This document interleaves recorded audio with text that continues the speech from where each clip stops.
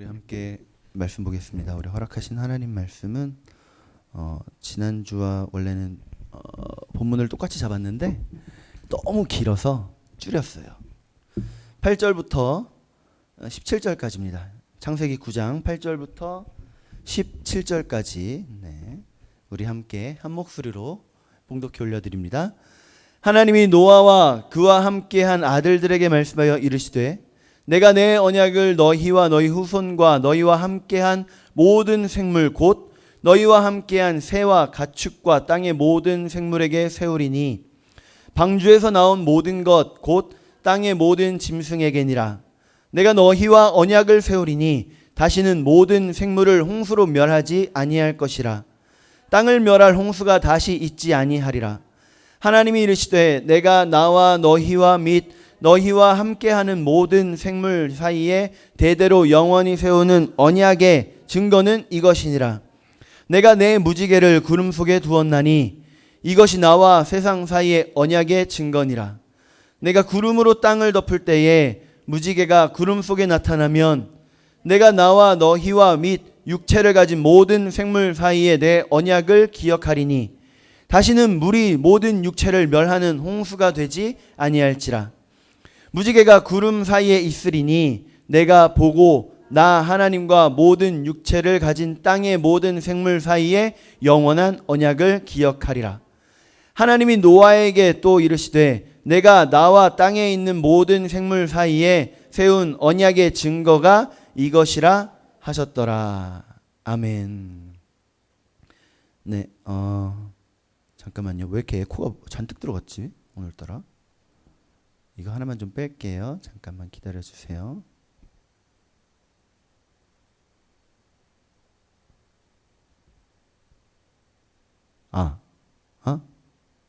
아직 있는 것 같죠? 없나요? 잔뜩 있네요.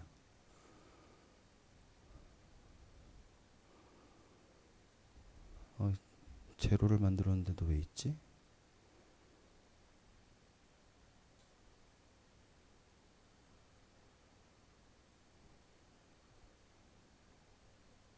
여러분만 불편하지 않으시면 그냥 할까요? 알았어요. 감사해요. 또 찾아 헤매기 그래서 우리 은혜지 자매가 떠났죠. 몇 명 안 되는 성도 중에 한 명 떠난 거니까 슬퍼요? 그렇죠. 떠났다니까 영원히 간 것 같네요. 그러네요. 다시 올 거지만 어쨌든 얼마 안 되는 성도 중에 한 명 간 거니까 안전하게 돌아올 수 있도록 그 여정 가운데 하나님 지켜달라고 여러분 기도 좀 많이 해주시고요. 그리고 그 외에 다른 특별한 광고는 수요일 날 우리 추석 관계로 예배 없다는 거 기억해 주시면 감사하겠습니다.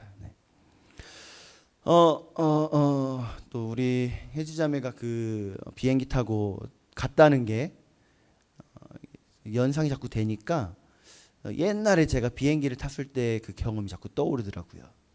2006년도에 미국을 잠깐 갔다 왔는데 그때 비행기를 타고 13시간이나 가야 된다는 얘기에 책을 2권을 가져갔어요. 그리고 거기에서 만나는 선교사님의 책을 내 거 주고 선교사님 거 가져오고 이런 식으로 하기로 해서 2권만 딱 가져갔는데 2권을 다 읽었는데 5시간밖에 안 지난 거예요. 아주 천천히 읽었는데도. 남은 시간이 몇 시간이에요?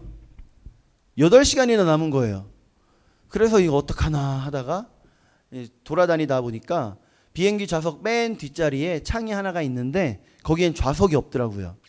거기 가서 창가에 기대서 이러고 땅만 쳐다보고 있었어요. 땅 구경하고 있었죠. 호수도 호수가 있네, 강이네, 산이네. 그리고 아주 예쁜 동그라미가 하나 보이더라고요. 저건 뭐지 했는데 무지개. 이 비행기에서 본 무지개라고 네이버에 치시면 이게 하늘에 떠 있는 동그란 무지개가 많이 있어요. 근데 제가 본 건 하늘에 있는 정면에 있는 무지개가 아니고 땅 쪽으로 있는 한 반지 정도 크기로 이렇게 보이는 그런 무지개였습니다. 근데 우리가 하늘에서 보면 무지개 모양이 동그랗잖아요. 근데 우리가 보통 땅에서 무지개를 많이 보죠. 땅에서 보면 무슨 모양이에요?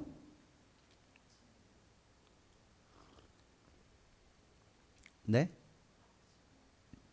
뭐 이렇게 어렵게 말해요. 그냥 반원 정도 해주면 안 돼요? 네, 고마워요. 그 반원이잖아요. 반원 잘려서 반원이에요. 그러면 모세가 아니죠. 노아가 봤을 때의 이 무지개의 모양은 어떤 모양이었을까요? 네, 똑같이 반원이었겠죠. 반원. 노아가 하늘을 날아가서 이 위에서 무지개를 보지 않는 한 똑같이 반원 모양일 겁니다.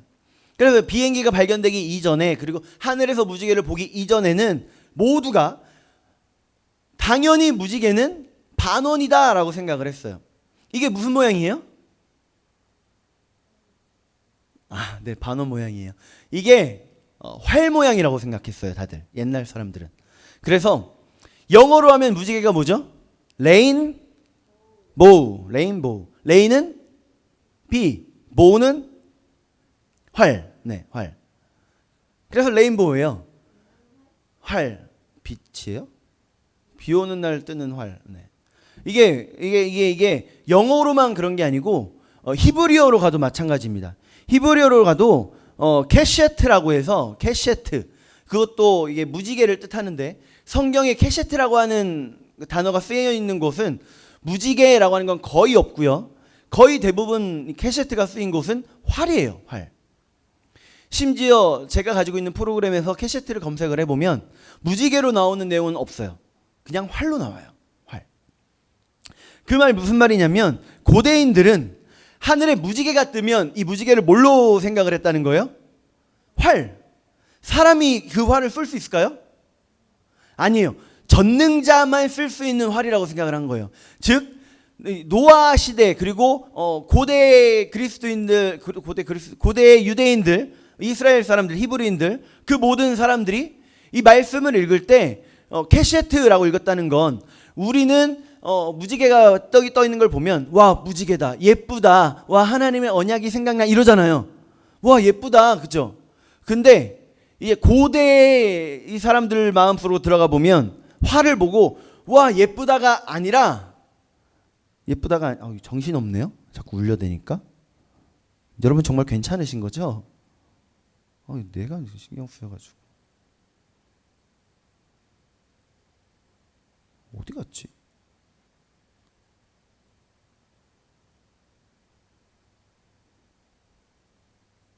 여기 있다. 죄송합니다. 됐다.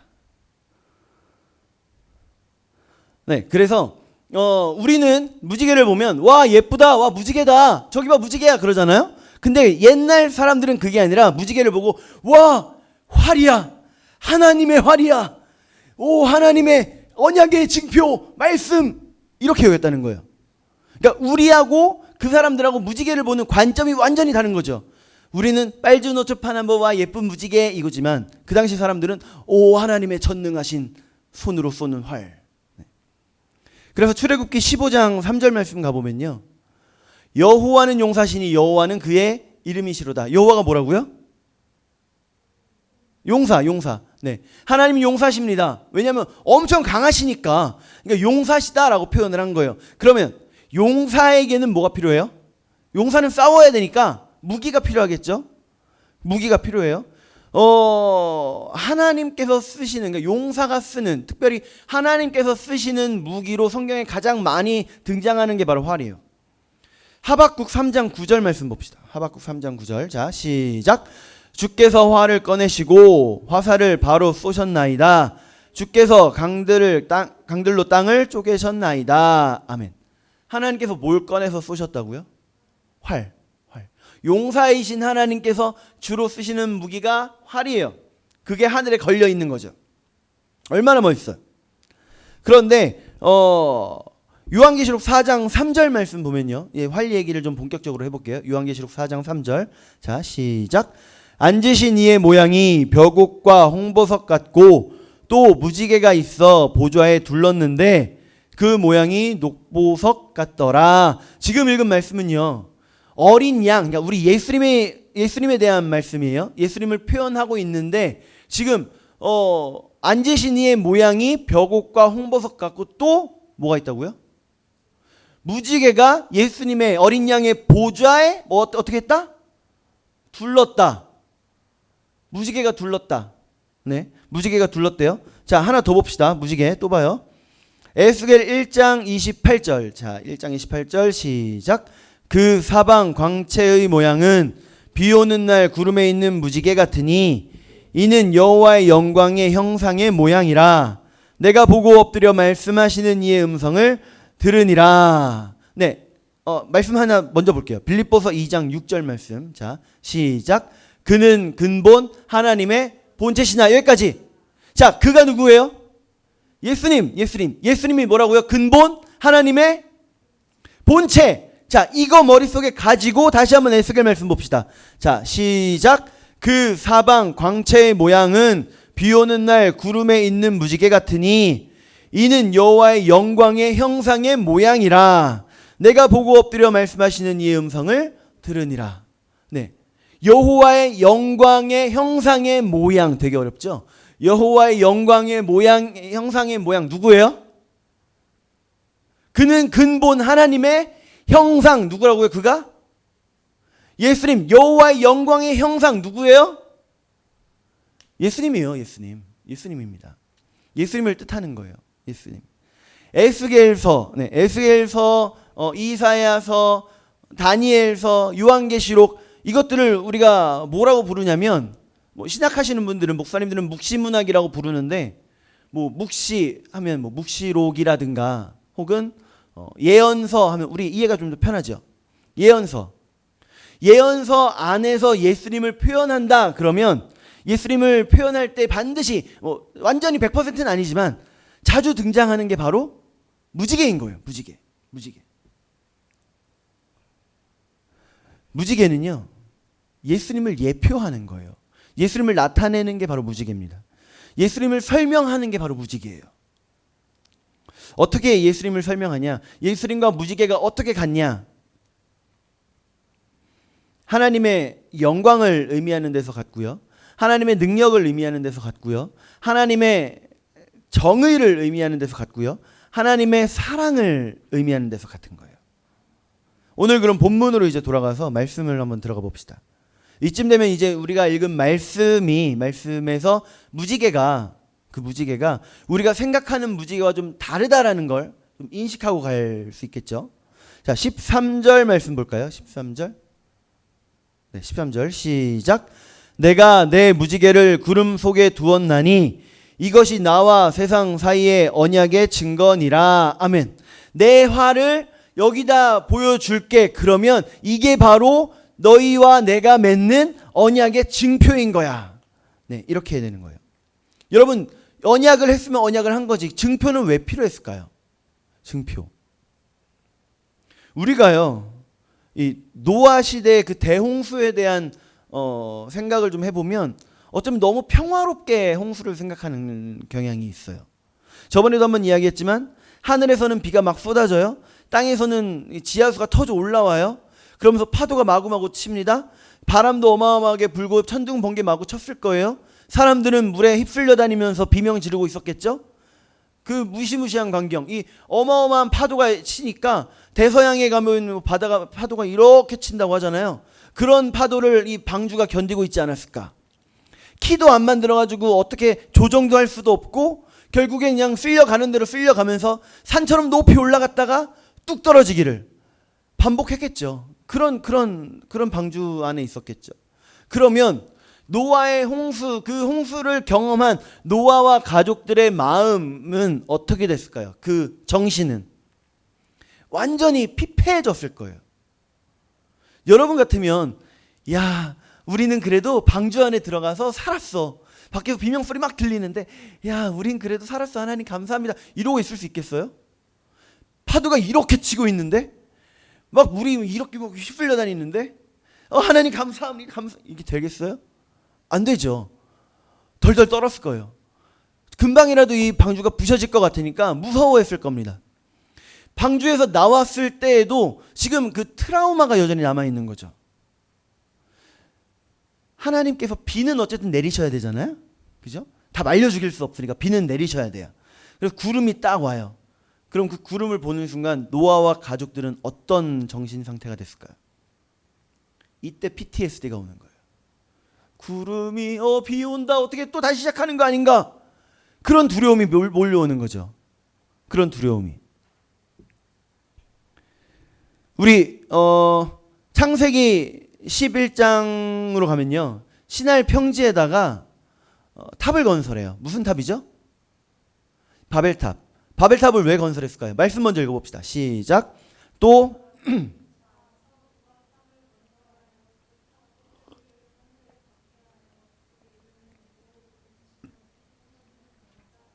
네, 왜 만들었다고요? 하늘에 다케에서 흩어짐을 면하자. 네. 하나님께서 혹시 우리에게 또 다시 어떤 벌을 내리시더라도 그때는 우리 탑으로 인해서 견디는 거야. 홍수가 나면 다 같이 탑으로 올라가면 돼. 그럼 우리는 살 수 있어. 지금 노아 홍수 이후에 몇 세대가 지난 거예요. 몇 세대가 지났는데도 불구하고 지금 그 홍수에 대한 트라우마가 남아있는 거죠. 그러면 진짜 그 홍수를 경험한 노아 본인과 그 가족은 어떻겠냐고요.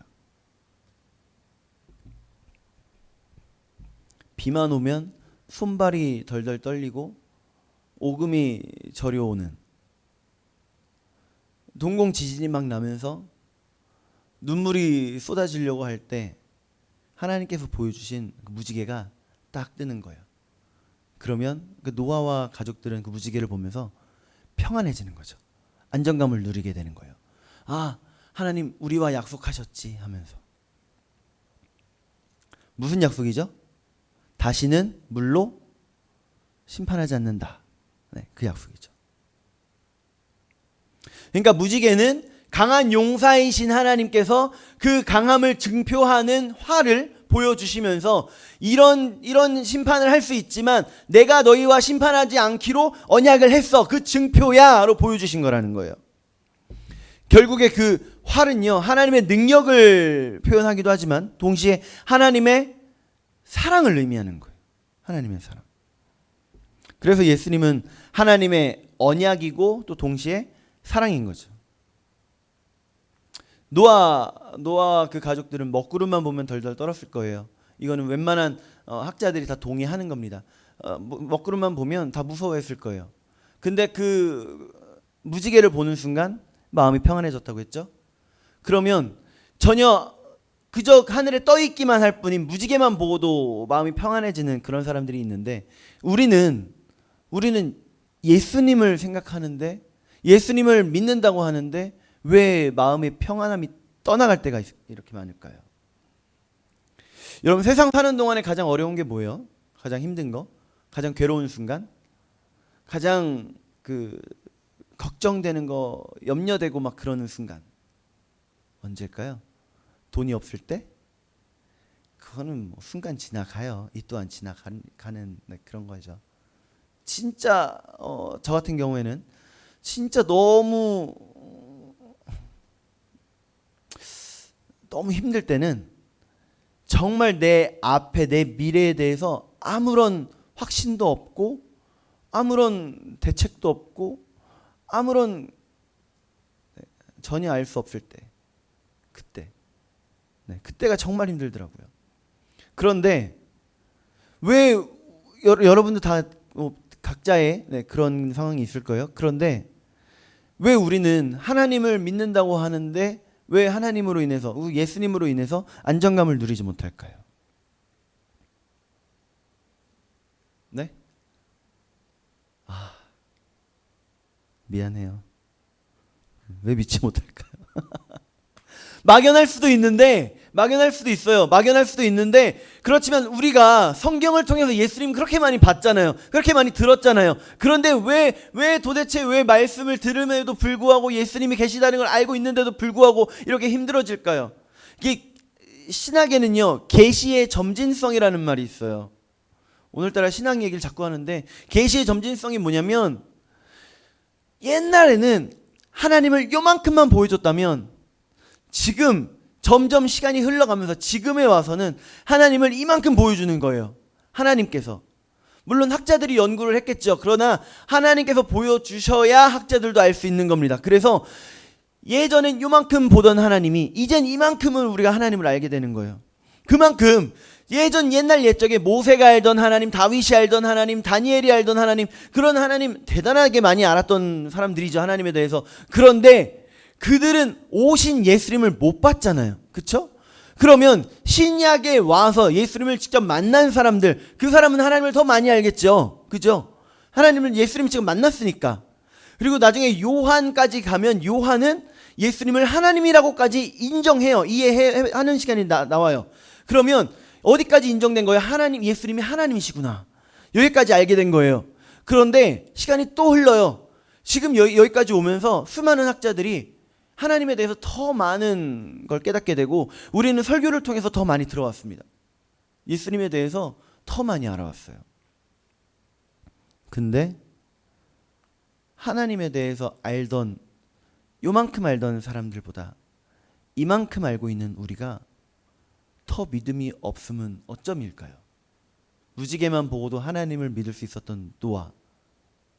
근데 우리는 예수님 말씀 성경 66권을 한 권에 들고 다니면서 성경 한 권도 제대로 보지 못했던 사람들보다 믿지 못하는, 저한테 하는 말이에요.